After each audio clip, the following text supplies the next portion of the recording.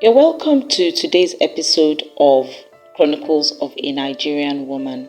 My name is Fagbeja. I am your host, and today I'll be reading the first part of Linda's story.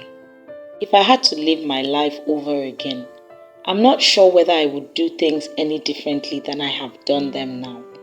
I'm not really happy with the outcome in my situation, but I did what I thought was the right course of action based on lessons I learned growing up and the experiences of women around me.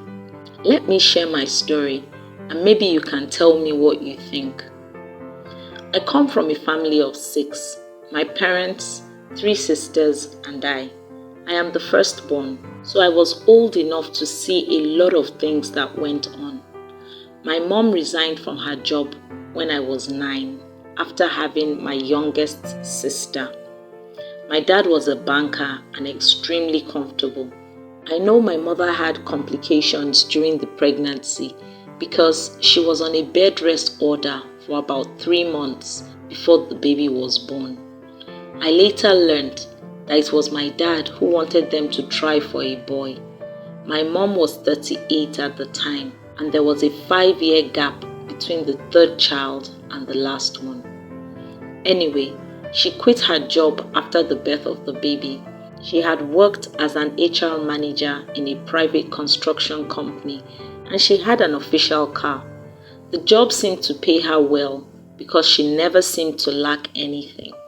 After she quit, my dad put my mom through hell. He stopped giving her money to go shopping. He would rather go by himself or arrange for one of the cleaning staff at his office to do the local shopping while he bought other things in the supermarket. I did not fully understand what was going on until I was about 13.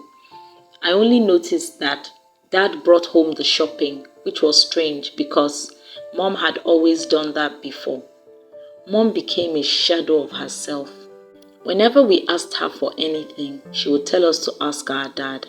She had no car and either had to wait for him to take her out or go by public transport, despite the fact that my dad had 2 cars. He didn't let her touch any. She tried to bear it with grace, but after some time, we could clearly see what was going on. I was 14 when Mom started a business selling shoes. Her friend from the US would send them and she would sell and refund money to her. And she was doing quite well. In fact, her friend couldn't send them fast enough, so she started collecting shoes from other sources. She sold from home since she didn't have a car to carry them around. I can never forget the day my dad embarrassed my mom in the presence of her customers. One of her friends brought 2 women to buy shoes, and they were in the living room when my dad came home earlier than usual. As he walked in and saw them, he asked them to get out, and he started shouting at my mom, saying that he did not understand the rubbish business she was doing and that she should not turn his house into a market by bringing all kinds of people in. He said this in spite of the fact that Mom's friend was well known to him.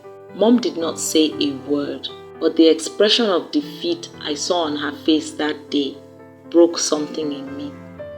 It seemed to me that Dad was trying to pull her down at every turn, like he did not want her to have anything for herself. She was practically at his mercy, and because she hated to ask him all the time, she often suffered lack. I could not understand it. I begged her to go back to work, but she said I would not understand. She never gave me a reason, but I found out much later that my dad had insisted that she quit work and concentrate on raising us. For a long time, I felt pity for her, but I also felt disdain.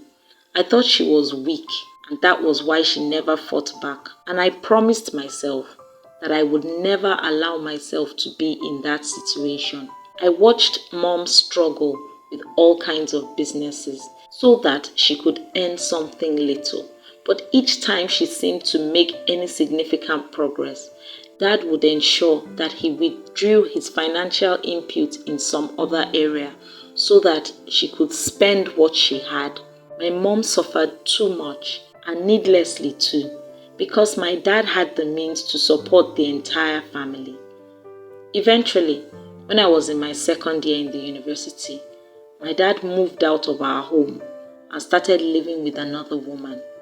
It was then that I found out that Mom owned the land on which our home was built and that they had built the house together, which was why he could not sell it without her consent or kick her out. I was shocked that she let him treat her the way he did in her own home, but thankfully, she had a home to live in at least. Dad continued to pay all our fees even after he left, though he made sure he never let Mom touch his money.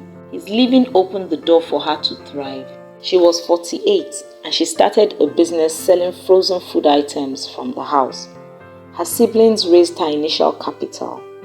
The business grew so well that she opened a second shop after a year, and within 3 years, she was wholesaling to other smaller retailers in the area. I was so proud of her.